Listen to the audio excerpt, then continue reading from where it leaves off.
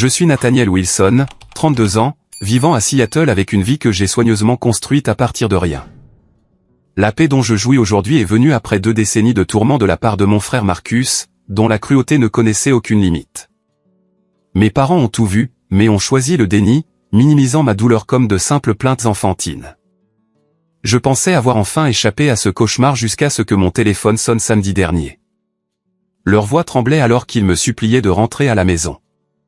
Marcus a besoin d'une greffe de rein et je suis son seul espoir. Avant de poursuivre mon histoire, laissez un commentaire pour me dire d'où vous regardez. Et n'oubliez pas de liker et de vous abonner pour entendre plus d'histoires de trahison et de rédemption familiale. J'ai grandi dans un quartier résidentiel tranquille de Portland, dans une maison bleue avec des boiseries blanches qui semblaient parfaites de l'extérieur. Mon frère Marcus avait 3 ans de plus et, au début, je l'idolâtrais comme le font souvent les jeunes frères. Je le suivais partout, voulant être comme mon super grand frère qui semblait tout savoir. Cette admiration innocente n'a pas duré longtemps. Le premier incident, je me souviens clairement, s'est produit quand j'avais 5 ans. Marcus en avait 8, assez vieux pour savoir ce qu'il faisait. J'avais reçu pour mon anniversaire une figurine d'action en édition limitée, Captain Stellar, mon super-héros préféré. Je chérissais ce jouet, je le gardais sur une étagère spéciale dans ma chambre. Un après-midi, je suis rentré de la maternelle pour trouver Captain Stellar démembré, ses bras et ses jambes éparpillés sur le sol de ma chambre, sa tête manquante complètement. Quand j'ai pleuré devant mes parents, Marcus a pris son air innocent. C'était probablement comme ça quand il est parti à l'école, a dit Marcus en haussant les épaules. Il casse toujours ses jouets. Ma mère m'a tapoté la tête. Maintenant, Nathaniel, tu dois faire plus attention à tes affaires, et ce n'est qu'un jouet, mon chéri. Pas besoin de tant de drame. Mon père a à peine levé les yeux de son journal. Les garçons seront toujours des garçons. Tu apprendras à être plus fort. Cette nuit-là, j'ai trouvé la tête de Captain Stellar dans le tiroir du bureau de Marcus. Quand je l'ai affronté, il m'a attrapé le bras, le tordant jusqu'à ce que je gémisse. Dis à maman et papa. Et la prochaine fois, ce sera pire que ton stupide jouet, a-t-il chuchoté. J'ai vite appris que Marcus fonctionnait selon des règles différentes de celles des frères et sœurs normaux. Ce n'étaient pas des chamailleries ou des taquineries fraternelles typiques. Il y avait une cruauté calculée dans ses actions, et une satisfaction qu'il tirait de ma souffrance qui m'effrayait même enfant. En vieillissant, Marcus est devenu plus sophistiqué dans son tourment. Il attendait que personne ne regarde pour me faire trébucher, me pincer ou détruire quelque chose que je valorisais. Devant nos parents, il était le fils parfait, poli, charmant, serviable. Derrière des portes closes, il était mon cauchemar personnel. L'école aurait dû être un refuge, mais Marcus s'est assuré que ce ne soit pas le cas. Il a répandu des rumeurs sur moi. Il a dit aux autres enfants que je faisais pipi au lit ou que j'avais des habitudes étranges. Être le petit frère bizarre de Marcus est devenu mon identité indésirable. J'ai essayé de me faire des amis, mais Marcus trouvait des moyens de saboter ses relations, soit en intimidant d'autres enfants, soit en me faisant honte devant eux. Ma maîtresse de CM1, Madame Norris, a remarqué que quelque chose n'allait pas. Elle a demandé une conférence parents-professeurs et a gentiment suggéré qu'il pourrait y avoir des dynamiques préoccupantes entre Marcus et moi. Mes parents étaient indignés. Marcus est un élève et un frère exemplaire, a insisté ma mère. Nathaniel a toujours été sensible et enclin à l'exagération. Nous y travaillons avec lui. Madame Norris a essayé d'insister, mais mes parents se sont plaints au directeur et l'affaire a été classée. Après cela, j'ai appris que même les adultes ne pouvaient pas m'aider. Je suis devenu plus silencieux, j'ai gardé ma douleur pour moi et j'ai essayé de devenir invisible. Nos dynamiques familiales étaient d'une clarté cristalline. Marcus était l'enfant en or, athlétique, charismatique, académiquement réussi. J'étais la déception, trop silencieux, trop sensible, trop tout ce que mes parents ne valorisaient pas. Il assistait à tous les matchs de baseball de Marcus, l'acclamant bruyamment depuis les tribunes, tandis que mon exposition d'art ou ma foire scientifique recevait un « c'est gentil, mon chéri », citant et qu'il daigne se montrer. Quand j'avais 10 ans, j'ai finalement eu le courage de me défendre. Marcus avait pris mes devoirs et les avait remplacés par des bêtises, ce qui m'avait valu d'être collé pour ne pas avoir pris mes devoirs au sérieux. Ce soir-là, je l'ai affronté à table. Marcus a volé mes devoirs et les a remplacés par du charabia, ai-je dit, ma voix tremblante. C'est pour ça que j'ai été collé aujourd'hui. La table est tombée silencieuse. Le visage de mon père s'est assombri. Ma mère a semblé embarrassée. Nathaniel, a-t-elle grondé. Quelle terrible accusation portée contre ton frère. Marcus a pris une expression blessée. Pourquoi ferais-je ça? J'étudiais avec Jason tout l'après-midi hier. Tu peux appeler sa mère si tu ne me crois pas. Mon père a frappé la table de la main. Je ne tolérerai pas ce genre de jalousie dans ma maison. Va dans ta chambre, Nathaniel. Pas de dîner ce soir, et tu t'excuseras auprès de ton frère demain matin. En quittant la table, j'ai aperçu le sourire en coin de Marcus. Cette nuit-là, il est venu dans ma chambre. La prochaine fois, a-t-il dit doucement, souviens-toi qu'ils croiront toujours. Je m'en suis souvenu, et je ne l'ai plus jamais accusé publiquement. Le collège a apporté de nouvelles dimensions au harcèlement de Marcus. Maintenant âgé de 14 à 16 ans, il avait développé une intelligence sociale qui le rendait populaire et puissant. Pendant ce temps, je traînais dans les couloirs la tête baissée, essayant d'éviter d'être remarqué. Le harcèlement physique est devenu plus calculé. Marcus savait exactement à quel point frapper pour éviter de laisser des marques, ou me pousser pour que je tombe, mais sans que je puisse prouver que c'était délibéré. Il attendait que nos parents soient hors de portée de voix pour chuchoter des menaces ou des moqueries. Son timing était impeccable. Personne ne t'aime vraiment, me disait-il avec désinvolture en me passant le sel au dîner. Ils ont juste pitié de toi. Ou il me frôlait dans le couloir à la maison. J'ai lu ton journal. Pathétique. Je n'avais jamais tenu de journal, mais j'ai passé des heures à fouiller ma chambre, paranoïaque à l'idée de ce qu'il aurait pu découvrir de mes pensées intimes. Cette guerre psychologique s'est étendue à l'école. Marcus racontait à ses amis des choses embarrassantes que j'aurais prétendument faites, des incidents fictifs d'énurésie nocturne ou des habitudes bizarres. Il piratait mon compte email et envoyait des messages étranges à des camarades de classe. Les gens ont commencé à m'éviter, chuchotant à mon passage. Un incident particulier se démarque de ma 4e année. J'avais passé des semaines à travailler sur un projet de foire scientifique sur l'énergie renouvelable, construisant une petite éolienne fonctionnelle qui pouvait alimenter une ampoule. La nuit précédant la foire, je l'ai laissée dans le garage où je travaillais. Le matin, elle était détruite. Fils coupé, pales cassées, la base fissurée. Ma mère m'a trouvé en pleurs devant les morceaux. Oh, Nathaniel, a-t-elle soupiré. Tu aurais dû faire plus attention à l'endroit où tu la laissais. Le garage n'est pas un endroit pour des choses délicates. Quand j'ai suggéré que Marcus l'avait peut-être fait, la patience de mon père a craqué. Ce jeu de reproches doit cesser. Marcus était à l'entraînement de basket jusqu'à 21h, puis il est allé directement au lit. Je l'ai vérifié moi-même. Tu dois prendre la responsabilité de ta propre négligence. Ce qu'il ne savait pas, c'est que Marcus avait maîtrisé l'art de se faufiler après leur coucher. Je l'avais entendu de nombreuses fois, mais le dire ne ferait que m'attirer plus d'ennuis pour avoir inventé des choses. Au début du lycée, le contraste entre nos vies s'est accentué. Marcus était président du corps étudiant, athlète star, sortant avec les plus jolies filles. J'étais le petit frère maladroit avec peu d'amis, connu principalement pour être trop sensible au bizarre. Mon anxiété et ma dépression se sont aggravées. J'ai développé de l'insomnie, sursautant au moindre bruit, anticipant toujours la prochaine attaque. Mes notes ont chuté car j'avais du mal à me concentrer. Lorsque mes parents ont reçu des avis concernant mes performances en baisse, ils ont répondu avec déception plutôt qu'avec inquiétude. Ton frère réussit à avoir des A tout en jonglant avec le sport et le gouvernement étudiant, disait mon père. Quelle est ton excuse? J'ai trouvé de petits sanctuaires, la bibliothèque de l'école pendant le déjeuner, le laboratoire informatique après les heures de cours, ma chambre avec la porte verrouillée. J'ai appris la programmation par moi-même, trouvant du réconfort dans le monde logique du code, où les règles avaient un sens et les actions avaient des conséquences prévisibles. Contrairement à ma vie à la maison où les règles changeaient constamment pour s'assurer que je perde toujours. En 2e année, j'ai rencontré Trevor Matthews au club informatique. Il était nouveau à l'école, n'avait pas encore absorbé l'opinion générale selon laquelle j'étais quelqu'un à éviter. Quand Marcus a essayé ses tactiques habituelles, répandant des rumeurs sur moi à Trevor, quelque chose d'inattendu s'est produit.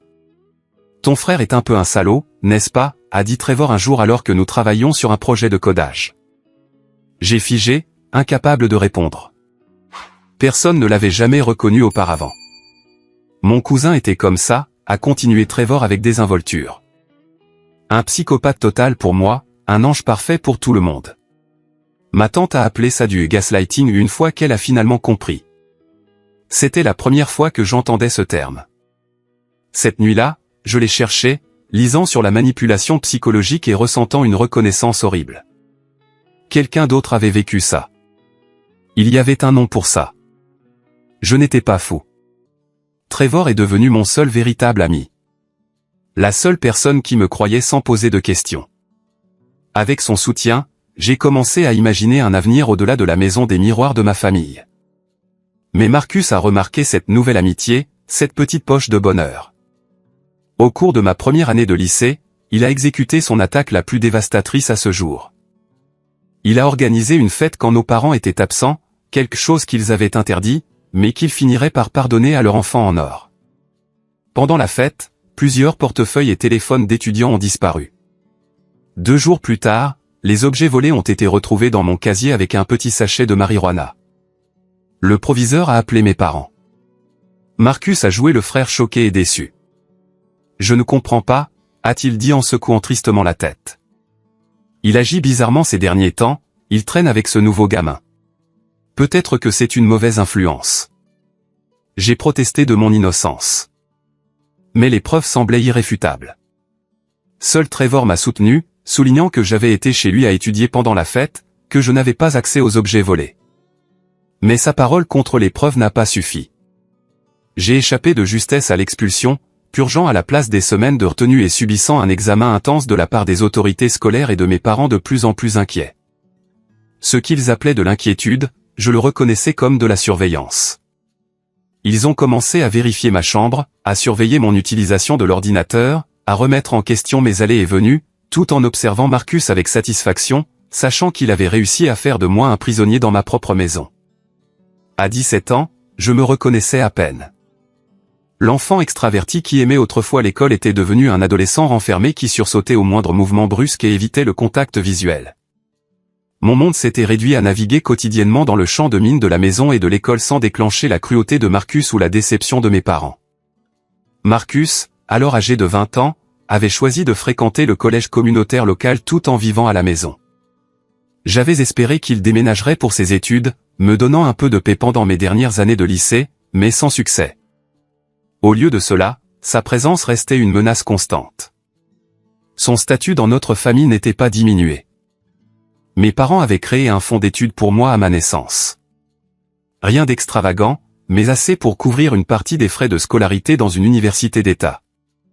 Cela représentait mon seul espoir d'évasion, la lumière au bout de mon tunnel. J'avais commencé à rechercher des universités à travers le pays, rêvant d'endroits à des milliers de kilomètres de Portland, de Marcus, de l'environnement toxique qui m'écrasait. Un soir du printemps de ma première année de lycée, j'ai surpris mes parents en train de discuter de finances à voix basse. Curieux, je suis resté dans le couloir, hors de vue. Le compte est complètement vide, disait mon père. Comment cela a-t-il pu arriver? Est-ce que ce pourrait être une erreur bancaire, a suggéré ma mère. Je les ai déjà appelés. Les retraits ont été effectués sur plusieurs mois, tous avec le bon code PIN et la vérification d'identité. Mon sang s'est glacé. Il parlait de mon fonds d'études. Le lendemain matin, la tempête a éclaté. Mes parents m'ont confronté au petit déjeuner, le visage sombre. Nous devons parler de l'argent, Nathaniel, a dit mon père. Quel argent, ai-je demandé, sincèrement confus. Ne fais pas l'idiot. Ton fonds d'études. 17 000 $ retirés au cours des 6 derniers mois. Je les ai regardés sans comprendre. Je n'ai pas pris d'argent. Je n'ai même pas accès à ce compte. Ma mère a poussé une pile de papier vers moi. Alors explique ces retraits tous effectués pendant les heures de cours, quand tu es censé être en classe. Et elle a glissé plusieurs avis d'absence de l'école montrant que j'avais séché les cours exactement ces jours-là. J'ai senti la pièce tanguer. Je n'ai pas séché ces cours. J'étais là. Vous pouvez demander à mes professeurs. Nous l'avons déjà fait, a interrompu mon père. Ils ont confirmé tes absences. Marcus est entré dans la cuisine, l'inquiétude gravée sur son visage. Que se passe-t-il? Mon père a expliqué la situation pendant que j'étais assis dans un silence stupéfait. L'expression de Marcus est passée de l'inquiétude à la déception. Je ne voulais rien dire, a-t-il dit avec hésitation. Mais j'ai remarqué des changements chez Nathaniel ces derniers temps. De nouveaux vêtements, il ne pouvait pas expliquer. Rester dehors tard avec des gens que je ne connais pas. C'est un mensonge, ai-je crié. Je n'ai pas acheté de nouveaux vêtements depuis 1 an, et je ne sors jamais tard. Tu m'as mis sous surveillance depuis l'incident du casier. Et il y a ça, a continué Marcus, sortant un petit sachet de pilules de sa poche. Je l'ai trouvé dans son tiroir de bureau quand je cherchais une calculatrice. Mes parents ont fixé les pilules, puis moi, l'horreur et la déception se mêlant dans leurs expressions. Elles ne sont pas à moi, ai-je dit, ma voix brisée. Ils montrent des preuves, comme avec les portefeuilles volés. Vous ne voyez pas ce qu'il fait? Mais ils n'ont pas vu. Ils n'ont pas pu ou n'ont pas voulu reconnaître le schéma qui avait défini toute mon enfance. Mon père a confisqué mon ordinateur portable et mon téléphone. Ma mère a pleuré sur ce qu'ils avaient fait de mal. J'ai été mis à l'isolement indéfiniment avec des discussions sur des séances de conseil pour ma toxicomanie et mon comportement criminel. Plus tard, seul dans ma chambre, j'ai reconstitué ce qui avait dû se passer. Les absences avaient été falsifiées, probablement grâce aux relations de Marcus au bureau de l'école. Les retraits avaient été effectués en utilisant ma carte d'identité, qui avait mystérieusement disparu pendant une semaine plus tôt cette année-là avant de réapparaître dans mon casier de sport. Marcus avait planifié cela méticuleusement, s'assurant que je n'aurais aucune échappatoire. Cette nuit-là, j'ai envisagé d'y mettre fin. L'avenir s'étendait devant moi, sombre et sans espoir. Pas de fonds d'études signifiait pas d'évasion. Mes parents croyaient que j'étais un voleur et un toxicomane. Ma vie à la maison était insupportable. À quoi bon continuer? J'ai envoyé un texto à Trevor en utilisant un vieil iPod que mes parents avaient oublié, en me connectant au Wi-Fi non sécurisé du voisin. Il est venu à ma fenêtre à minuit et nous avons parlé jusqu'à l'aube. Il m'a rappelé que je n'avais qu'à endurer 1 an de plus avant de pouvoir partir légalement. Il m'a aidé à voir qu'il existait des options au-delà du soutien financier de mes parents. Demande des bourses d'études, a-t-il insisté. Tu es assez intelligent. Et les prêts étudiants existent pour une raison. Avec le soutien de Trevor, j'ai élaboré un nouveau plan d'évasion. J'ai commencé à postuler pour toutes les bourses que je pouvais trouver, écrivant des essais tard le soir après que mes parents se soient endormis. J'ai pris un emploi à temps partiel dans une librairie locale, économisant chaque sou sur un compte bancaire que la mère de Trevor m'avait aidé à ouvrir, en utilisant son adresse pour les relever. Par miracle, ou peut-être parce que mon désespoir s'est traduit par des essais particulièrement convaincants, j'ai reçu une bourse substantielle pour une université à Boston. Cela ne couvrirait pas tout, mais combiné aux prêts étudiants et à mes économies secrètes, cela rendait l'évasion possible. Lorsque la lettre d'acceptation et de bourse est arrivée, la réaction de mes parents a été, au mieux, tiède. Boston est très cher, s'est inquiétée ma mère, et si loin. L'université d'État serait bien plus pratique maintenant que ton fonds d'études a disparu. Et comment savoir que tu ne gâcheras pas cette opportunité aussi, a ajouté mon père. Marcus, cependant, a reconnu la menace de mon évasion imminente. Dans les semaines précédant mon départ, des choses dont j'avais besoin pour l'université ont commencé à disparaître, mon chargeur d'ordinateur portable, des documents importants, les vêtements d'hiver dont j'aurais besoin à Boston. Ma lettre d'acceptation elle-même a disparu, me forçant à demander un duplicata envoyé directement chez Trevor. Le matin de mon départ pour Boston, mes parents m'ont fait des câlins raides et maladroits. Ma mère m'a tendu une petite enveloppe avec $200 pour les urgences tout en me rappelant à quel point ils étaient déçus par mon comportement passé.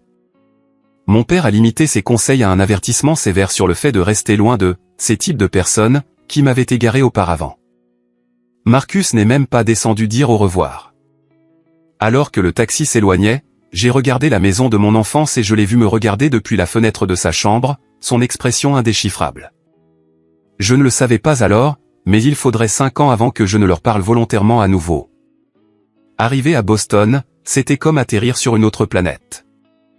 Pour la première fois de ma vie, personne ne me connaissait comme le frère bizarre de Marcus ou le jeune Wilson à problème. Je pouvais être n'importe qui, ou plus important encore, je pouvais être moi-même, qui que cela puisse être.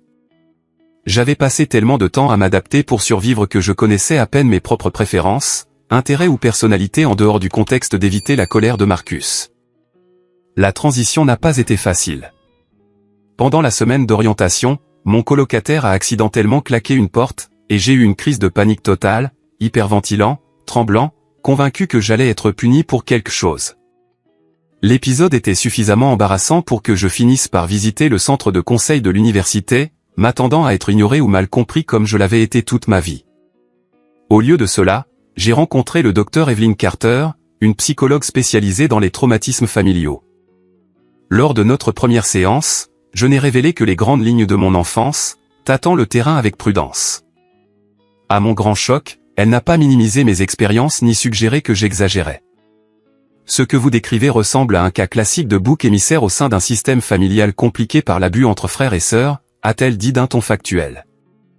Vos réponses, l'anxiété, l'hypervigilance, la difficulté à faire confiance, ce sont des adaptations normales à une situation anormale. J'ai craqué dans son bureau ce jour-là, sanglotant de la simple consolation d'être cru. Au cours des 3 années suivantes, le docteur Carter m'a aidé à comprendre les dynamiques qui avaient façonné mon enfance. J'ai appris sur les systèmes familiaux narcissiques, sur les réactions au traumatisme, sur la façon dont le cerveau s'adapte au stress et à la peur chronique. Le plus important, j'ai appris que rien de tout cela n'était de ma faute. Mes contacts avec ma famille se sont réduits à des appels obligatoires pour les fêtes, brefs et superficiels. Je répondais à leurs questions sur les cours avec un minimum de détails, esquivais leurs plaintes sur la rareté de mes appels, et mettais fin à la conversation aussi vite que possible. Marcus tentait occasionnellement de me provoquer pendant ses appels, faisant des remarques subtiles destinées à susciter une réaction, mais j'avais appris à me désengager. On dirait que l'université t'a rendu encore plus sensible, a-t-il commenté lors d'un appel de Noël. Tu ne peux même plus prendre une blague. J'ai simplement répondu, je dois aller étudier maintenant. Au revoir, et j'ai raccroché, le cœur battant, mais la voix stable. Chaque semestre, chaque année qui passait, je devenais plus fort. J'ai découvert que j'avais un talent pour l'informatique, en particulier l'ingénierie logicielle. Je me suis fait des amis lentement, avec prudence au début, m'attendant toujours à la trahison, mais apprenant progressivement à m'ouvrir. J'ai rejoint des clubs, essayé de nouvelles activités, découvert que j'aimais l'escalade et la photographie. Après l'obtention de mon diplôme, j'ai reçu plusieurs offres d'emploi. J'ai choisi une entreprise technologique à Seattle, en partie pour l'opportunité de carrière et en partie pour les 3000 miles supplémentaires que cela me mettrait entre moi et Portland. L'entreprise a offert une aide à la réinstallation. Et en moins d'un mois après avoir obtenu mon diplôme, j'étais installé dans un petit appartement moderne dans une ville où il pleuvait presque autant que dans la maison de mon enfance, mais où l'air semblait d'une certaine manière plus clair. Ma carrière a prospéré. Je suis passé de programmeur débutant à développeur senior en 3 ans, acquérant une réputation pour la résolution de problèmes complexes et le bon travail avec les clients. Pour la première fois, j'ai reçu une reconnaissance pour mes capacités plutôt qu'une comparaison avec un frère enfant en or. C'est lors d'un événement d'entreprise que j'ai rencontré Stéphanie Ross, une designer UX avec un rire qui me donnait envie de l'entendre encore et une franchise à la fois terrifiante et rafraîchissante. Notre première conversation a duré 3 heures jusqu'à ce que nous réalisions que nous étions les dernières personnes au restaurant et que le personnel attendait poliment notre départ. Sortir avec Stéphanie a été une éducation aux dynamiques relationnelles normales. Elle exprimait ses besoins clairement au lieu de passer par la manipulation. Elle ne me punissait pas pour de petites erreurs ni n'utilisait mes vulnérabilités contre moi. Quand nous n'étions pas d'accord, nous discutions du problème plutôt qu'elle ne tienne les comptes pour des représailles ultérieures. Ces aspects fondamentaux d'une interaction saine étaient des révélations pour moi. Tu t'excuses beaucoup pour des choses qui ne sont pas de ta faute, a-t-elle observé un soir, plusieurs mois après le début de notre relation. Force de l'habitude, ai-je admis, il était plus sûr de supposer que tout était de ma faute. Au lieu de rejeter cela comme dramatique, elle m'a pris la main. Cela a dû être épuisant. Cette simple validation, quelque chose que ma famille ne m'avait jamais offerte, m'a mis les larmes aux yeux. Au fur et à mesure que notre relation s'approfondissait, j'ai progressivement partagé davantage sur mon enfance. Stéphanie a écouté sans jugement, exprimant une colère appropriée en mon nom plutôt que de me suggérer de passer à autre chose, ou d'avancer, lorsque je craignais d'avoir hérité de traits toxiques de ma famille. Elle m'a aidé à examiner mes comportements objectivement, me rassurant lorsque mes préoccupations étaient infondées et m'aidant gentiment à corriger des schémas qui n'étaient pas sains. Tu n'es pas ton frère, m'a-t-elle dit un jour. Et tu n'es pas condamné à répéter les erreurs de tes parents. Tu es conscient de ces schémas, ce qui signifie que tu peux en choisir d'autres. Avec le soutien de Stéphanie et une thérapie continue, j'ai construit la vie dont j'avais toujours rêvé, un travail significatif, de véritables amitiés, une relation amoureuse, et le plus précieux de tout, la paix. L'hypervigilance qui avait été ma compagne constante pendant 20 ans a progressivement diminué. Je dormais la nuit la plupart du temps. Je riais facilement et sincèrement. Le soir où j'ai demandé Stéphanie en mariage, debout sur un ferry avec la ligne d'horizon de Seattle scintillante derrière nous, j'ai ressenti un sentiment d'émerveillement que cette vie bonne, gentille, ordinaire, soit réellement la mienne. Quand elle a dit oui, j'ai cru, peut-être pour la première fois, que je méritais le bonheur. Nous avons fixé une date pour le printemps suivant. J'ai envoyé à mes parents une invitation officielle par obligation plutôt que par désir de leur présence. Ils ont répondu par une acceptation tiède et une demande d'amener Marcus et sa nouvelle femme, Véronica. J'ai accepté, supposant que je pourrais supporter leur compagnie pendant une journée, étant donné à quel point j'étais devenu plus fort. Je croyais vraiment avoir échappé à l'attraction gravitationnelle de ma famille toxique. J'avais construit une forteresse impénétrable de distance, de limites et de nouvelles relations. J'étais en sécurité. J'étais libre. Et puis mon téléphone a sonné un samedi matin paisible d'octobre. Et la voix de ma mère, tendue par la panique et lourde de larmes, m'a ramené en orbite. Stéphanie et moi profitions d'un week-end paresseux. La pluie tambourinait contre les fenêtres de notre appartement de Seattle, et l'odeur du café emplissait la cuisine. Nous discutions des destinations de lune de miel, hésitant entre les vignobles de Toscane et les plages de Bali. C'était le genre de moment heureux ordinaire qui me surprenait encore parfois. Cette vie normale que j'avais construite si loin du chaos de mon enfance. Quand mon téléphone a sonné, affichant le numéro de mes parents, mon premier instinct a été de l'ignorer. Ils appelaient rarement en dehors de nos vérifications mensuelles programmées, et ces appels étaient brefs et superficiels par conception, mais quelque chose ou intuition ou peut-être conditionnement persistant m'a fait répondre. Nathaniel. La voix de ma mère sonnait étrange. Tendue. Dieu merci, tu as décroché. Qu'est-ce qui ne va pas, ai-je demandé, immédiatement alerte. C'est Marcus. Elle pleurait maintenant. Il est à l'hôpital. Il y a eu un accident. Les détails sont apparus dans un flot décousu. Marcus rentrait d'une fête, ivre, et avait percuté sa voiture contre une glissière de sécurité. Il avait survécu, mais avait subi de graves blessures internes. Ses reins étaient irréparables. Il avait besoin d'une greffe. Les médecins ont testé ton père et moi, a expliqué ma mère. Mais aucun de nous n'est compatible. Tu es son seul espoir, Nathaniel. Ces mots, tu es son seul espoir, m'ont glacé le sang. Après des années de thérapie, je reconnaissais la manipulation, la pression, le sentiment de culpabilité implicite. Mais la reconnaissance ne me rendait pas immunisé contre ces effets. Nous avons besoin que tu rentres à la maison, la voix de mon père maintenant, ayant pris le téléphone de ma mère. Fais-toi tester pour voir si tu es compatible. C'est ton frère, Nathaniel. Ce dernier appel. C'est ton frère, était lourd d'accusations tacites. Le sous-texte était clair, quelles que soient les doléances que tu penses avoir, quelle que soit la distance que tu as mise. Le sang est le sang. Tu lui dois ça. Après avoir promis d'y réfléchir et mis fin à l'appel, je me suis assis à la table de la cuisine, les mains tremblantes au point de ne pas pouvoir tenir ma tasse de café. Les souvenirs ont afflué. Marcus, détruisant mes affaires, me piégeant pour vol, volant mon fonds d'études, les années de gaslighting et de tourments, et sous tout cela, l'aveuglement persistant de mes parents, leur défense inébranlable de lui à mes dépens. Tu ne leur dois rien, a dit Stéphanie doucement, observant mon visage. Ni une visite, ni un test, et certainement pas un rein. J'ai hoché la tête, mais la culpabilité programmée faisait déjà son chemin dans mon système. Ma respiration est devenue superficielle, ma poitrine serrée. La crise de panique s'est d'abord installée progressivement, puis s'est abattue sur moi comme une vague. Stéphanie m'a guidé à travers les techniques d'ancrage que le docteur Carter m'avait enseignées. 5 choses que je pouvais voir. 4 que je pouvais toucher. 3 que je pouvais entendre. 2 que je pouvais sentir. 1 que je pouvais goûter. Le café amer sur ma langue. La pluie contre la fenêtre. Le tissu doux du canapé sous mes doigts. Une fois le pire passé, j'ai appelé Trevor, qui restait mon ami le plus proche malgré la distance. Il avait entendu les dynamiques familiales de première main, avait été témoin des conséquences de la cruauté de Marcus tout au long du lycée.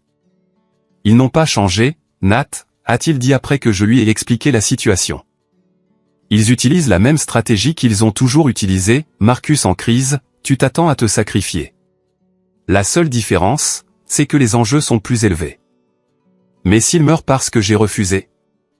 La question qui tourbillonnait dans mon esprit a finalement échappé. La réponse de Trevor a été mesurée. Et s'il meurt?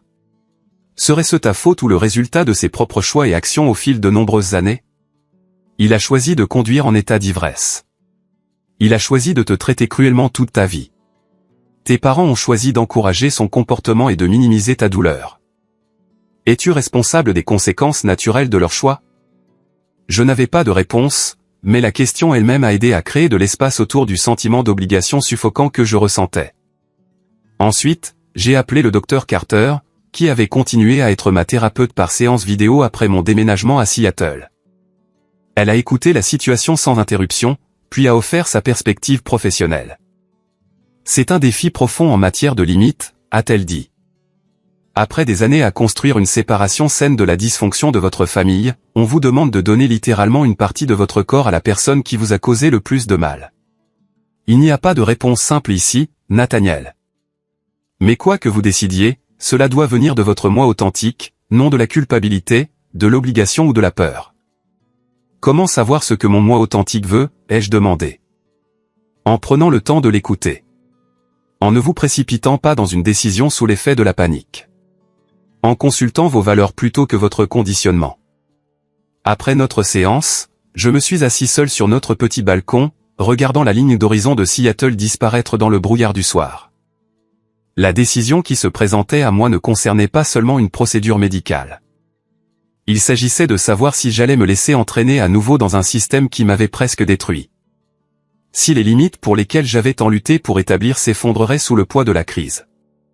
Cette nuit-là, j'ai dit à Stéphanie que je devais rappeler mes parents et établir les conditions de mon implication. Quoi que tu décides, a-t-elle dit, je suis avec toi. Mais promets-moi que tu ne les laisseras pas effacer tout ce que tu as construit ici.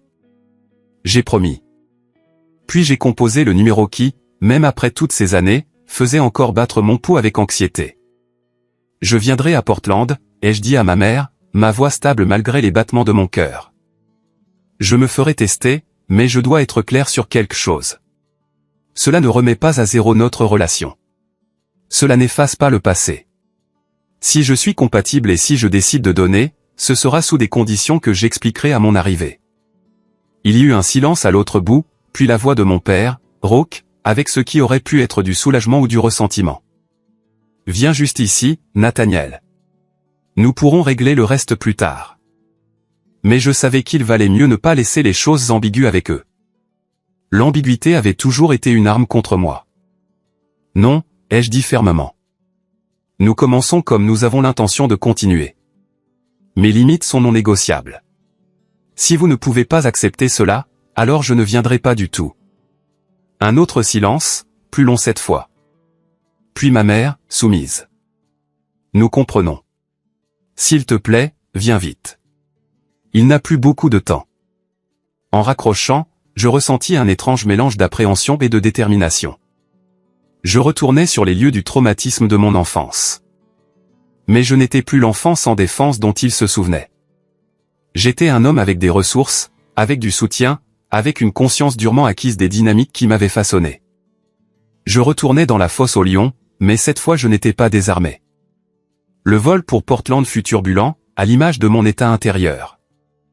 Stéphanie avait proposé de m'accompagner, mais je lui avais demandé d'attendre. J'avais besoin d'affronter ma famille seule d'abord, de tester ma force contre leur emprise avant de l'exposer à leur dysfonctionnement. Alors que l'avion descendait à travers les nuages de pluie, j'ai vu le paysage familier apparaître. La sinueuse rivière Columbia, les collines verdoyantes, la ligne d'horizon du centre-ville. Mon estomac se serra d'anxiété. Une mémoire musculaire de plusieurs années a marché sur des œufs. J'ai pris de profondes respirations, me rappelant que j'avais des options maintenant. Je pouvais partir à tout moment. J'avais un billet de retour, un travail, une maison, une fiancée qui connaissait ma valeur, même quand je l'oubliais moi-même. Mes parents attendaient à la porte d'arrivée, l'air plus âgé que dans mes souvenirs. Ma mère avait de nouvelles rides autour des yeux, et les cheveux de mon père étaient devenus complètement gris. Ils m'ont approché avec des mouvements maladroits et hésitants, comme s'ils n'étaient pas sur du protocole pour accueillir un fils qu'ils avaient effectivement perdu il y a des années. Ma mère a tendu les bras pour un câlin, ce que j'ai autorisé, mais sans le rendre pleinement. Mon père m'a serré la main formellement, puis m'a tapoté l'épaule dans un geste affectueux guindé. « Tu as bonne mine », a dit ma mère, ses yeux m'évaluant. « Seattle doit te réussir. »« Oui », ai-je simplement répondu. Le trajet jusqu'à l'hôpital fut rempli de leur bavardage prudent, commentaires sur la météo, questions sur mon vol, observations sur les changements de la ville depuis mon départ. Ils ont délibérément évité toute mention de l'état de Marcus ou de la raison de ma visite, comme si nous étions en excursion familiale ordinaire plutôt que pour une urgence médicale. Cette superficialité était leur spécialité, glissant à la surface des choses, sans jamais reconnaître les profondeurs tumultueuses en dessous. Dans le passé, j'avais participé à cette mascarade, désespéré d'obtenir un semblant de normalité. Maintenant, je la reconnaissais comme une autre forme de déni, et je refusais de jouer le jeu. « Parlez-moi davantage de l'état de Marcus », ai-je dit, interrompant le monologue de ma mère sur un nouveau centre commercial. « Qu'est-ce qui s'est passé exactement ? Quel est le pronostic ?»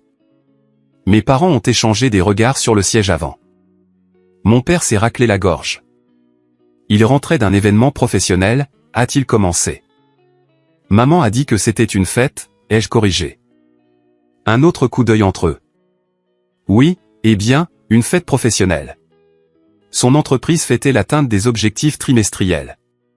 Marcus a bu quelques verres, puis a essayé de rentrer en voiture. Il a percuté une glissière de sécurité sur le pont Morrison. Il a eu de la chance de s'en sortir, a ajouté ma mère. La voiture est détruite. Ses reins ont été gravement endommagés par l'impact. Les médecins ont tenté une dialyse, mais il y a eu des complications. Ils ont clairement indiqué qu'une greffe était la seule solution viable à long terme. L'hôpital était en grande partie comme je m'en souvenais d'une amydalectomie de mon enfance. La même odeur antiseptique, le même éclairage fluorescent qui rendait tout le monde malade. Nous avons pris l'ascenseur jusqu'au 5e étage où un panneau indiquait « Néphrologie unité de transplantation ». La chambre de Marcus était privée, avec des moniteurs qui émettaient des bips réguliers et des perfusions qui couraient dans son bras. Il semblait diminuer d'une certaine manière, sa présence habituellement imposante réduite par la blouse d'hôpital et les appareils médicaux. Sa femme, Véronica, était assise à côté du lit, feuilletant un magazine. Elle a levé les yeux quand nous sommes entrés, son expression passant de l'ennui à la curiosité quand elle m'a vu. « Vous devez être Nathaniel », a-t-elle dit en se levant pour me serrer la main. « J'ai tellement entendu parler de vous. » Je me suis demandé exactement ce qu'elle avait entendu, et de qui. Marcus m'avait-il dépeint comme le jeune frère perturbé, la déception de la famille, ou avait-il dit la vérité sur notre enfance, admettant son rôle dans mon exil? Marcus s'est agité au son des voix, ses yeux s'ouvrant lentement. Quand ils se sont posés sur moi, une série complexe d'émotions a traversé son visage, surprise, soulagement et quelque chose qui aurait pu être de la honte avant d'être rapidement réprimé. « Tu es venu » a-t-il dit, sa voix rauque. « Je suis ici pour me faire tester » ai-je précisé. C'est tout ce que j'ai accepté pour l'instant. Mes parents ont fait des mouvements nerveux et hésitants, ma mère redressant les couvertures de Marcus, mon père vérifiant sa montre et mentionnant quelque chose à propos de trouver le médecin.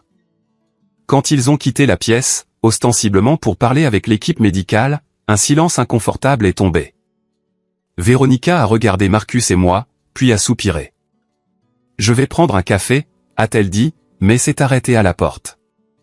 Pour ce que ça vaut, Nathaniel, ce n'est pas la même personne avec qui tu as grandi. Après son départ, je me suis tenu au pied du lit de Marcus, maintenant une distance, à la fois physique et émotionnelle.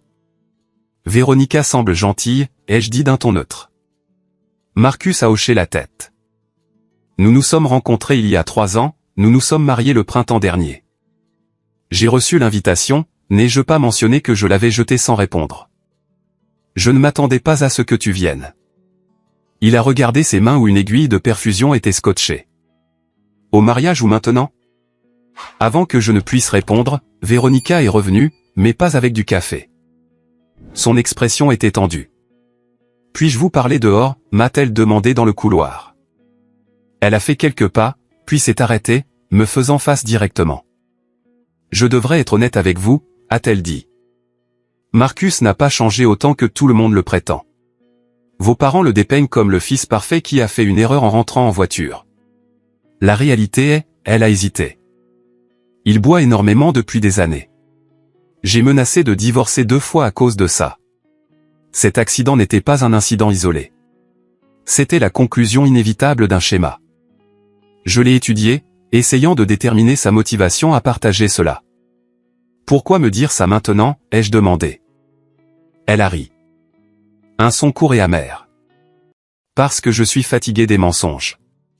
Parce que vous envisagez de lui donner un rein, et vous devriez savoir ce que vous sauvez réellement. Et parce que, elle a détourné le regard. Parce qu'il m'a fait certaines des choses que je soupçonne qu'il vous a faites en grandissant. La manipulation, le gaslighting, les commentaires cruels déguisés en blagues. Nous n'avons pas encore d'enfants, Dieu merci. Mais j'ai vu comment il est avec les enfants de ma sœur. Ça me fait peur. Ces mots m'ont frappé comme des coups physiques. J'avais supposé ou espéré que la cruauté de Marcus s'était limitée à moi, que c'était une dynamique bizarre spécifique à notre relation fraternelle. Apprendre qu'il avait continué le schéma avec Véronica a confirmé mes pires craintes. Il n'allait jamais changer. Avant que je ne puisse traiter cela complètement, un médecin s'est approché, le docteur Alexander est, selon son badge d'identification. Il s'est présenté et a suggéré que nous nous rendions dans une salle de consultation pour discuter de la procédure de test. Une fois que nous nous sommes assis avec mes parents, le docteur a expliqué le processus pour déterminer la compatibilité et ce qu'un don impliquerait si j'étais compatible, la chirurgie, le temps de récupération, les risques potentiels, les considérations à long terme. Il était clinique et minutieux, le traitant comme une décision médicale plutôt que comme le champ de mine émotionnel qu'il était réellement. « Avez-vous des questions » a-t-il demandé quand il a eu fini. « Oui » ai-je dit. « Qu'est-ce qui a causé l'insuffisance rénale si catastrophique de Marcus ? Était-ce juste l'accident ou y avait-il des facteurs sous-jacents ?» Le docteur a jeté un coup d'œil à mes parents, qui se sont tendus visiblement. La confidentialité du patient m'empêche de partager des détails sans le consentement de Marcus. Je peux dire en général que le traumatisme de l'accident en a été la cause immédiate, mais des conditions préexistantes peuvent certainement compliquer la récupération. J'ai compris ce qu'il ne disait pas. Les années de forte consommation d'alcool que Véronica avait mentionnées avaient déjà endommagé les organes de Marcus. L'accident n'avait fait que donner le coup de grâce à un système déjà compromis. Après la consultation, mes parents ont suggéré de déjeuner à la cafétéria de l'hôpital. Alors que nous étions assis avec des sandwichs peu appétissants et un café faible, j'ai décidé qu'il était temps d'aborder l'éléphant dans la pièce. Je dois être clair sur quelque chose, ai-je commencé. Je ne suis pas ici parce que j'ai oublié ou pardonné ce qui s'est passé quand nous vivions sous le même toit. Je suis ici parce que, malgré tout, je ne veux pas que Marcus meure si je peux l'empêcher. Mais je ne ferai pas semblant que nous sommes une famille normale se retrouvant dans une crise. Le visage de ma mère s'est froissé. Nathaniel, tout cela remonte à si longtemps. Vous étiez des enfants. Les frères et sœurs se disputent. Non, ai-je interrompu, ma voix ferme mais calme. Ce qui s'est passé entre Marcus et moi n'était pas une rivalité fraternelle normale. C'était un abus systématique, et vous l'avez tous les deux permis. Le visage de mon père s'est assombri avec l'expression familière qui m'avait autrefois terrifié. C'est une accusation très grave. Ce n'est pas une accusation. C'est une déclaration de fait. Marcus m'a tourmenté physiquement et psychologiquement pendant des années. Il a détruit mes affaires, saboté mes relations, m'a piégé pour des choses que je n'ai pas faites. Et vous deux, je les ai regardés tour à tour. Soit vous ne l'avez pas vu, soit vous avez choisi de ne pas le voir. Tu as toujours été sensible, a dit ma mère, son renvoi par défaut. Tu prenais tout tellement à cœur. Comment aurais-je dû le prendre quand Marcus a détruit mon projet scientifique ou quand il a volé mon fonds d'études et m'a piégé pour cela? N'était-ce que ma sensibilité? Mon père s'est penché en avant. Nous ne savons pas avec certitude que Marcus a pris cet argent. Stop. Ma voix était calme, mais si tranchante qu'ils se sont tous les deux tus. C'est exactement la dynamique dont je parle. Marcus fait quelque chose de cruel ou de destructeur, ai-je souligné. Et vous niez, minimisez ou me blâmez. Cela a été le schéma de toute ma vie, et je vois que ça n'a pas changé du tout. Ma mère a commencé à pleurer doucement. Mon père a mis son bras autour d'elle, me fixant comme si j'étais le méchant de cette scène. Nous ne sommes pas venus ici pour remuer l'histoire ancienne, a-t-il dit. Nous sommes ici parce que ton frère a besoin de toi. Et j'ai besoin de quelque chose aussi, ai-je répondu. J'ai besoin de la reconnaissance de ce qui s'est réellement passé dans notre famille. J'ai besoin de rendre des comptes. Sans cela, il n'y a pas de chemin possible pour nous, avec ou sans rein. Je me suis levé, soudain incapable de rester à cette table un instant de plus. Je terminerai les tests comme promis, mais ma décision concernant le don dépendra de votre volonté d'affronter la vérité sur notre famille. Toute la vérité. Je suis parti, leurs protestations s'estompant derrière moi. J'ai trouvé un coin tranquille dans le hall de l'hôpital, le cœur battant, mais l'esprit étonnamment clair. C'était la première fois que je les confrontais aussi directement au passé. Et bien que leur réaction ait été prévisible, ma propre calme détermination était nouvelle. Après m'être ressaisi, je suis retourné dans la chambre de Marcus, le trouvant seul. Véronica était rentrée se reposer, et mes parents étaient vraisemblablement encore à la cafétéria, se remettant de notre confrontation. Ils m'ont dit que tu serais testé demain matin, a dit Marcus en entrant. J'ai hoché la tête, prenant la chaise près de son lit, mais pas trop près. Pourquoi, a-t-il demandé. Après tout ça, pourquoi même envisagerais-tu cela? C'était la première question honnête qu'il m'ait posée de toute notre vie. J'essaie encore de comprendre, ai-je répondu honnêtement. Marcus est resté silencieux un long moment, fixant le plafond. Je n'étais pas sûr que tu viendrais. Je leur ai dit de ne pas t'appeler. Cela m'a surpris. Pourquoi? Il s'est agité inconfortablement. Parce que je savais ce qu'il ferait, le sentiment de culpabilité, la manipulation émotionnelle, la même manigance qu'ils t'ont toujours faite, te rendant responsable de tout arranger. C'était une évaluation si précise de notre dynamique familiale que j'en suis resté sans voix un instant. Et il a continué, sans me regarder dans les yeux, parce que je sais que je ne mérite pas ton aide. Pendant un instant, j'ai aperçu quelque chose que je n'avais jamais vu chez mon frère auparavant, un éclair de véritable conscience de soi. Mais aussi vite, il a été remplacé par le Marcus plus familier. Mais ils ont insisté, a-t-il dit, une pointe de l'ancien sentiment de droit se glissant dans sa voix. Ils ont dit que tu étais la seule option restante. Et la famille, n'est-ce pas? Malgré nos différences. Différences, ai-je répété incrédule. Est-ce ainsi que tu appelles ce que tu m'as fait pendant 18 ans? Des différences? Sa mâchoire s'est crispée.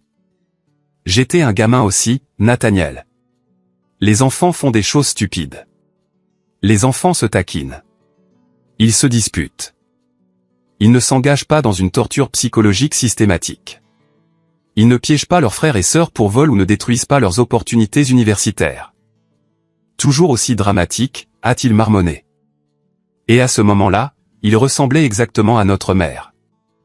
Écoute, si tu vas aider, aide. Sinon, retourne simplement à Seattle. Ne rends pas cela plus difficile que nécessaire. Je me suis levé, une vague de clarté m'envahissant. Rien n'avait changé. Ni Marcus, ni mes parents, ni la dysfonction fondamentale qui m'avait poussé à traverser le pays à 2 reprises. Je serai au centre de test à 8 heures demain, ai-je dit. Après cela, je déciderai de ce qui se passera ensuite. J'ai quitté la pièce sans me retourner, ma décision se cristallisant déjà, bien que je ne la verbaliserai pas avant d'avoir eu le temps de bien réfléchir. Dans le couloir de l'hôpital, j'ai sorti mon téléphone et réservé une chambre d'hôtel. Il était hors de question que je reste chez mes parents, entouré des échos de la vieille douleur et du nouveau déni. En marchant vers la sortie, j'ai ressenti une étrange légèreté. Je les avais tous affrontés, Marcus, ma mère, mon père, et j'avais tenu bon. Leur pouvoir de me rabaisser, de me faire douter de ma propre réalité, s'était finalement brisé de manière irrévocable. Dans ma chambre d'hôtel ce soir-là, je me tenais à la fenêtre, regardant la pluie familière de Portland strier le vert. La ville semblait à la fois intimement connue et complètement étrangère, comme un rêve récurrent soudainement vécu éveillé. J'ai d'abord appelé Stéphanie, décrivant les confrontations avec ma famille, les révélations de Véronica sur Marcus et le sentiment de vide qui s'était installé dans ma poitrine. Je ne sais pas à quoi je m'attendais, ai-je admis. Une partie de moi espérait qu'une crise aussi grave aurait pu les changer, les rendre plus réfléchis, plus honnêtes. Mais ils sont exactement les mêmes. Les gens changent rarement, à moins qu'ils ne le veuillent, a dit Stéphanie doucement. Et vouloir changer exige de reconnaître qu'il y a quelque chose qui ne va pas en premier lieu. Sa voix, stable et rationnelle, m'a ancré. C'était la différence entre mon passé et mon présent. Avoir quelqu'un qui se tenait fermement à mes côtés, qui me voyait clairement et me valorisait constamment. Ensuite, j'ai appelé le docteur Carter, qui avait accepté d'être disponible pendant ce voyage, étant donné sa signification psychologique. J'ai l'impression d'être manipulé dans une situation sans issue, lui ai-je dit. Si je donne, je sacrifie ma santé physique pour quelqu'un qui m'a abusé et montre un remords minimal. Si je ne le fais pas, je suis le méchant qui a laissé son frère mourir par pure méchanceté. Ce ne sont pas vos seules options, a souligné le docteur Carter. Il y a une voie médiane ici. Vous pouvez fixer des conditions qui protègent votre bien-être tout en aidant, si c'est ce que vous voulez finalement faire. Quel genre de conditions? Cela dépend de ce dont vous avez besoin pour vous sentir en sécurité dans cette interaction.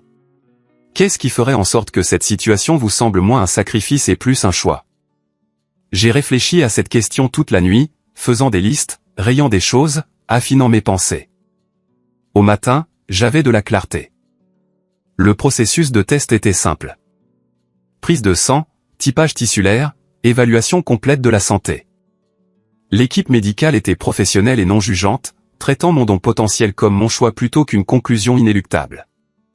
Après avoir terminé les tests, j'ai demandé une réunion privée avec mes parents.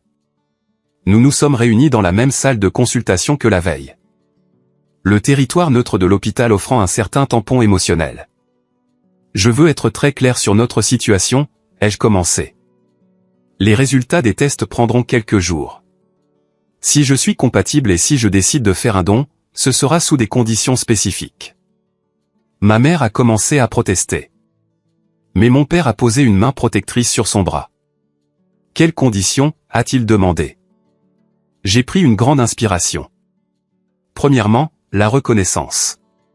J'ai besoin que vous reconnaissiez tous les deux que ce qui s'est passé dans notre famille n'était pas une rivalité fraternelle normale. Marcus m'a abusé systématiquement et délibérément, et vous l'avez permis par le déni et l'inaction. Le visage de ma mère s'est durci. Nathaniel, ce n'est pas le moment pour, c'est exactement le moment, ai-je interrompu. Pendant des années, j'ai porté ce fardeau seul. J'ai travaillé dessus en thérapie, j'ai reconstruit ma vie malgré cela, mais vous n'avez jamais eu à y faire face. Ça se termine maintenant, ai-je continué, ma voix stable. Deuxièmement, l'action. Vous avez tous les deux besoin d'aide professionnelle pour comprendre votre rôle dans ce qui s'est passé. Je veux un engagement dans une thérapie familiale avec un spécialiste des systèmes familiaux dysfonctionnels. Pas juste une ou deux séances pour m'apaiser, mais un véritable engagement continu. L'expression de mon père était indéchiffrable. Et troisièmement, les limites. Si je fais cela, cela ne remet pas notre relation à une version fantasmée où tout est pardonné et oublié. Cela ne vous donne à aucun d'entre vous le droit de me faire des demandes ou des attentes au-delà de cette situation spécifique. Ma vie à Seattle, ma relation avec Stéphanie, mes contacts limités avec cette famille, tout cela reste mon choix. Le silence qui a suivi était lourd de décennies de vérité tacite. Ma mère a essuyé des larmes de ses joues, mais ses yeux contenaient plus de colère que de tristesse. « Tu nous fais du chantage alors que la vie de ton frère est en jeu », a-t-elle dit. « Non », ai-je répondu calmement. J'établis les conditions dans lesquelles je suis prêt à aider. Vous êtes libre de les refuser. Il existe des options de dialyse, des listes d'attente pour des greffes, d'autres voies médicales. Je ne suis pas le seul espoir de Marcus. Je suis juste le plus pratique. Mon père, toujours pragmatique, a demandé, et si nous acceptons ces conditions? Alors, si je suis compatible, je ferai le don. Mais l'accord vient d'abord, pas après. Je les ai laissés en discuter, sachant qu'il considérerait probablement mes conditions comme déraisonnables ou vindicatives plutôt que comme les protections nécessaires qu'elles étaient. Je suis retourné à mon hôtel, j'ai fait ma petite valise et je me suis préparé à l'un ou l'autre résultat. Quoi qu'il décide, je quitterai Portland demain, ne revenant que si nécessaire pour l'opération. Ce soir-là, mon téléphone a sonné. C'était mon père. Nous avons discuté de vos exigences, a-t-il dit, le mot étant clairement désagréable pour lui. Ta mère et moi sommes prêts à essayer cette thérapie que tu suggères. Non pas parce que nous sommes d'accord avec ta caractérisation du passé, mais parce que si c'est ce qu'il faut pour sauver Marcus, nous le ferons. Ce n'était pas la reconnaissance complète que j'avais espérée, mais c'était un mouvement, aussi léger soit-il, et les autres conditions? J'ai fait une pause. Oui, nous comprenons les limites. Cela ne change pas tout du jour au lendemain. Alors, si je suis compatible, je le ferai. 3 jours plus tard, l'appel est arrivé. J'étais compatible. L'opération a été programmée pour la semaine suivante, me laissant le temps de retourner brièvement à Seattle pour me ressourcer auprès de Stéphanie avant l'intervention. Le jour de l'opération, Stéphanie est descendue me rejoindre. Mes parents étaient mal à l'aise avec elle, ne sachant pas comment interagir avec cette personne qui connaissait la vérité crue sur eux. L'intervention elle-même a été un succès. Mon rein a été prélevé par laparoscopie et transplanté à Marcus. Les médecins étaient optimistes quant à son pronostic, à condition qu'il apporte des changements significatifs à son mode de vie, principalement de ne plus jamais boire d'alcool. Pendant ma convalescence, Stéphanie est restée à mes côtés, farouchement protectrice, intervenant auprès de ma famille pour s'assurer que mes limites restaient intactes. Marcus a envoyé une note manuscrite qui disait simplement « Merci. Je ne le mérite pas ». C'était peut-être la communication la plus honnête que nous ayons jamais eue. Mes parents ont bien suivi une thérapie, bien que j'ai appris de leur thérapeute, avec leur permission, qu'ils avaient du mal à accepter leur rôle dans le dysfonctionnement familial.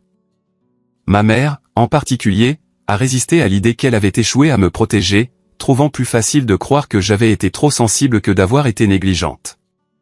6 mois plus tard, de retour à Seattle et complètement rétabli, j'ai reçu un email de Marcus. Il était sobre, écrivait-il, assistant à la fois à une thérapie individuelle et aux alcooliques anonymes.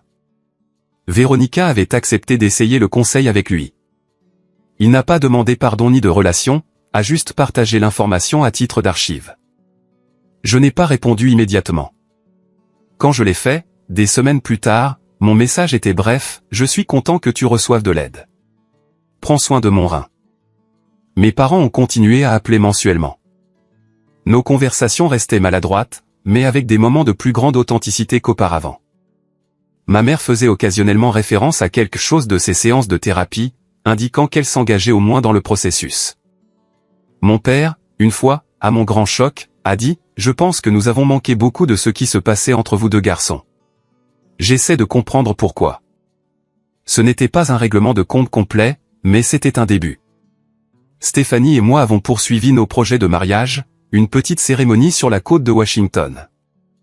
J'ai invité ma famille avec des attentes claires quant à leur rôle et leur comportement. Ils ont assisté, discrets et prudents, essayant clairement de naviguer dans les nouvelles dynamiques entre nous. Pendant la réception, Marcus s'est approché de moi, gardant une distance respectueuse. « Félicitations », a-t-il dit. « Stéphanie semble bonne pour toi. »« Elle l'est », ai-je acquiescé. « Écoute, je sais que nous ne pouvons pas revenir en arrière. Je sais qu'il s'est passé trop de choses, mais je voulais te dire que je suis désolé. Ce n'est pas suffisant, mais c'est vrai. » C'était la chose la plus proche d'une excuse sincère que j'ai jamais reçue de sa part. J'ai hoché la tête, incapable d'offrir le pardon pour l'instant, mais reconnaissant l'effort. « Prends soin de toi, Marcus, ai-je dit, et comme je l'ai dit avant, prends soin de mon rein. » Il a presque souri à cela, puis est parti, respectant les limites que j'avais établies. De retour dans notre maison de Seattle, maintenant partagée avec Stéphanie comme mon épouse, j'ai senti les dernières pièces de mon parcours de guérison se mettre en place. J'avais affronté mon agresseur et ceux qui l'avaient permis. J'avais établi des limites et les avais fait respecter. J'avais offert de l'aide sans sacrifier mon estime de soi ou ma sécurité. Plus important encore, j'avais appris que la famille ne se résume pas au sang ou à une histoire partagée. C'est une question de respect, d'honnêteté et de soins mutuels. Stéphanie était ma famille maintenant. Trevor était ma famille. Les amis qui m'avaient soutenu tout au long de ce voyage étaient ma famille. Et mes parents proches, ils existaient dans un espace soigneusement géré à la périphérie de ma vie. Leur accès à moi dépendait de leurs efforts continus vers le changement.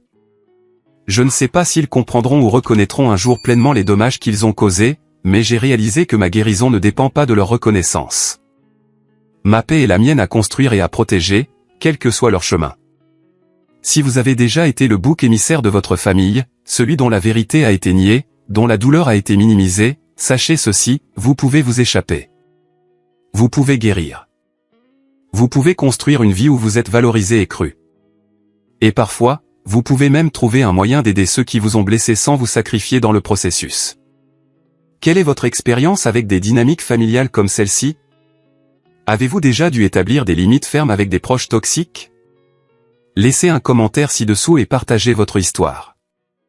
On ne sait jamais qui pourrait avoir besoin d'entendre exactement ce que vous avez traversé.